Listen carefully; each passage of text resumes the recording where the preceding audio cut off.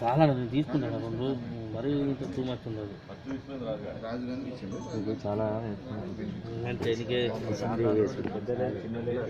ఎన్ని అవుతాడు అన్న నీకు ఎన్ని అవుతాడు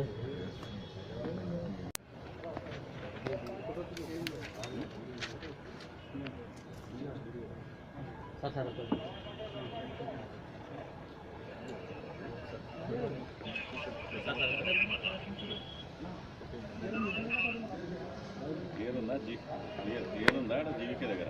कहने वाला एक आदमी बिजनेसमैन जीडी मेटला में रहता।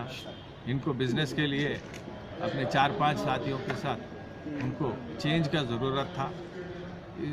इनके फ्रेंड एक दोस्त शिव कुमार बोल के उन्हें 200 रुपये के नए नोट दिलाता हूँ बोल के आप पैसे लाए तो हम 200 के नए नोट दिला देंगे 10% कमीशन के बोल के उसके पास ये सुन के संतोष 4 लाख रुपए तक 5-6 दिनों से 4 लाख जमा करके अपने सिटी सेंटर के पास आके 5th को 5 तारीख के दिन 4 लाख रुपए शिवा के जो फ्रेंड्स हैं राजू और प्रकाश इन लोगों के हाथ में लगा।